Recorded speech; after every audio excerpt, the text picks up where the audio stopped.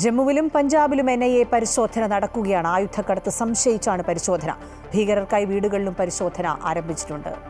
നമ്മുടെ principal correspondent KK Prashant കൂടുതൽ വിശദാംശങ്ങൾ നൽകും. പ്രശാന്ത്, ശക്തമായ നടപടികളുമായി മുന്നോട്ട് പോകുകയാണ് രാജ്യം. അതിനുവേണ്ടിയുള്ള കാര്യങ്ങളൊക്കെ വളരെ വേഗം പുരോഗമിക്കുന്നുവെന്നാണ് മനസ്സിലാക്കുന്നത്. അതിനിടയിലാണ് ആയുധങ്ങളുടെ ഒരു പരിശോധനയുമായി ബന്ധപ്പെട്ട് ജമ്മുവിലും പഞ്ചാബിലുമൊക്കെ NIA പരിശോധന നടക്കുന്നത്. വിശദാംശങ്ങൾ.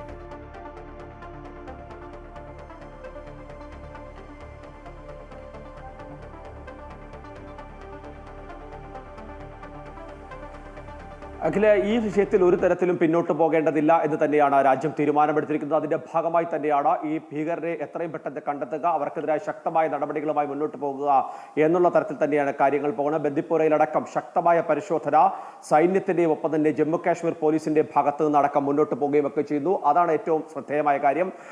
വളരെ കൃത്യമായ പരിശോധനയാണ്. അതായത് പ്രത്യേകിച്ച് ഏതെങ്കിലും കേസുകൾ ഉൾപ്പെട്ട, നേരത്തെ രാജ്യവിരുദ്ധ പ്രവർത്തനങ്ങളിലോ അതുമായി ബന്ധപ്പെട്ട കേസുകളിലൊക്കെ തന്നെ ഉൾപ്പെട്ട ആളുകളുടെ വീടുകൾ കേന്ദ്രീകരിച്ചാണ് കൃത്യമായ പരിശോധന ഈ ഘട്ടത്തിൽ മുന്നോട്ട് പോകുന്നത്. ഒപ്പം തന്നെ പഞ്ചാബ് അതുപോലെ തന്നെ ജമ്മു കാശ്മീർ അതിർത്തി, പാകിസ്ഥാനുമായി അതിർത്തി പങ്കിടുന്ന മേഖലകളിൽ കൃത്യമായ ഒരു പരിശോധന മറ്റൊരു തലത്തിൽ തന്നെ മുന്നോട്ട് പോകുന്നു. ഒപ്പം തന്നെ NIA പരിശോധന, നേരത്തെ നമ്മൾ സൂചിപ്പിച്ചത് സൈന്യത്തിന്റെയും ഒപ്പം തന്നെ ജമ്മു കാശ്മീർ പോലീസിന്റെയും സംയുക്ത പരിശോധനയാണെങ്കിൽ മറുവശത്ത് NIA പരിശോധന കൂടി ഈ ഘട്ടത്തിൽ മുന്നോട്ട് പോകുന്നുണ്ട്. ഒരു തരത്തിലും ഈ കുറ്റവാളികൾ രക്ഷപ്പെടരുത് എന്ന് തന്നെയാണ് കേന്ദ്ര അന്വേഷണ ഏജൻസികൾക്കും സൈന്യത്തിനും കേന്ദ്ര സർക്കാരും പ്രധാനമന്ത്രി നരേന്ദ്രമോദിയും നൽകിയിരിക്കുന്ന നിർദ്ദേശം. അതിന്റെ കൂടി അടിസ്ഥാനത്തിലാണ് ഇത്തരമൊരു നടപടി. ഏറ്റവും ഒടുവിൽ ലഭിക്കുന്ന വിവരങ്ങൾ അനുസരിച്ചാണെങ്കിൽ അമൃത്സറിൽ നിന്ന് 6.5 കിലോയോളം RDX അടക്കം കണ്ടെത്തിയ ഒരു വിവരം കൂടി പുറത്തേക്ക് വരുന്നുണ്ട്. 4 പിസ്റ്റളുകളുണ്ട്, ഒപ്പം തന്നെ കൂടുതൽ ഗ്രനേഡുകളുണ്ട്. ഇങ്ങനെ വലിയ രീതിയിലുള്ള ആയുധ ശേഖരം ഇപ്പോൾ രാജ്യത്തിനകത്തേക്ക് അതിർത്തി വഴി പാകിസ്ഥാൻ ചാരന്മാരോ പാകിസ്ഥാനിൽ നിന്ന് പ്രവർത്തിക്കുന്ന ഭീകരരോ കടത്തുന്നുണ്ട് എന്ന് തന്നെയാണ് വ്യക്തമാക്കുന്നത്. അങ്ങനെ ഇത് കടന്നു വരുന്നുണ്ടെങ്കിൽ സ്വാഭാവികമായും ഇത് പ്രവർത്തിപ്പിക്കാനുള്ള ആളുകൾ രാജ്യത്തേക്ക് ഇതിനോടകം തന്നെ നുഴഞ്ഞു കയറിയിട്ടുണ്ട്. അവരെ കണ്ടെത്തുക, അവരെ ഇല്ലായ്മ ചെയ്യുക എന്ന് തന്നെയാണ് നിലവിൽ ലക്ഷ്യം. ആ കാര്യത്തിലടക്കം ഒരു തരത്തിലും വിട്ടുവീഴ്ച വേണ്ട എന്ന് തന്നെയാണ് ഇപ്പോൾ നിലപാടെടുത്തിരിക്കുന്നത്. ആ കാര്യത്തിൽ നേരത്തെ നമ്മൾ സൂചിപ്പിച്ച പോലെ പ്രതിപക്ഷ പാർട്ടികളുടെ എല്ലാം തന്നെ ശക്തമായ പിന്തുണയും സർക്കാരിനുണ്ട്.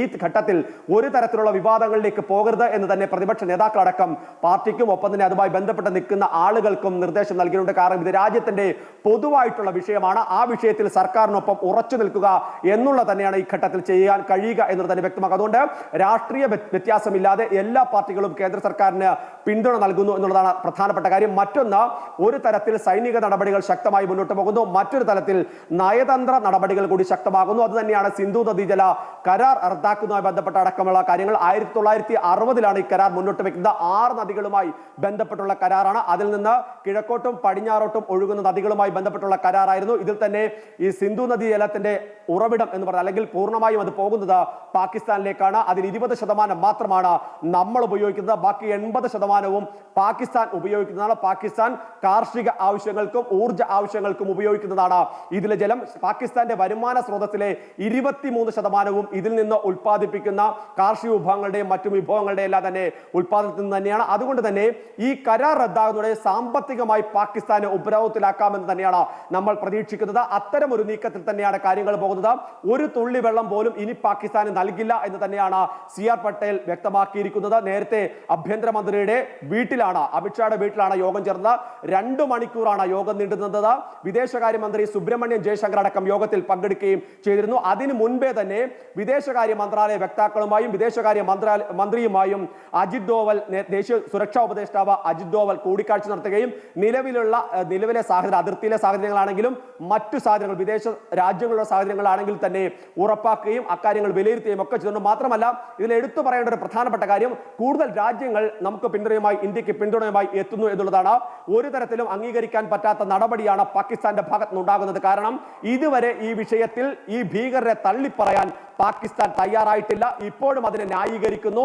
സ്വതന്ത്ര സമര സേനാനികളെന്ന് അവരെ വിശേഷിപ്പിക്കുകയും പുകഴ്ത്തുകയും ചെയ്യുന്ന നടപടികൾ പാകിസ്ഥാന്റെ ഭാഗത്തുനിന്ന് പ്രധാനപ്പെട്ട മന്ത്രിമാരുടെ ഭാഗത്തുനിന്ന് അടക്കം ഉണ്ടാകുന്നു. അതുകൊണ്ട് തന്നെ ഇതിനെ ഒരു നയതന്ത്ര വിഷയമായി രാജ്യാന്തര തലത്തിൽ തന്നെ ഉയർത്തി കാണിച്ചുകൊണ്ട് കൂടുതൽ പ്രതിരോധം ശക്തമാക്കാൻ തന്നെയാണ് നമ്മൾ തീരുമാനിച്ചിട്ടുള്ളത്. അഖില, ശരി, പ്രശാന്താണ് വിവരങ്ങൾ നൽകിയത്. ആയുധ കടത്തുമായി ബന്ധപ്പെട്ട് ജമ്മുവിലും പഞ്ചാബിലും NIA പരിശോധന നടക്കുകയാണ്. ഒപ്പം ഈ പഹൽഗാം ഭീകരാക്രമണവുമായി ബന്ധപ്പെട്ടുള്ള പരിശോധനകളുമൊക്കെ വിവിധയിടങ്ങളിൽ നടക്കുകയാണ്. ആ 26 പേർ ജ്വലിക്കുന്ന ഓർമ്മയായി നമുക്ക് മുന്നിലുള്ളത് കൊണ്ട് തന്നെ ഒന്നും പൊറുക്കാനും മറക്കാനും രാജ്യത്തിന് കഴിയില്ല. നടപടികൾ തീർച്ചയായും ശക്തമായി ഉണ്ടാകും.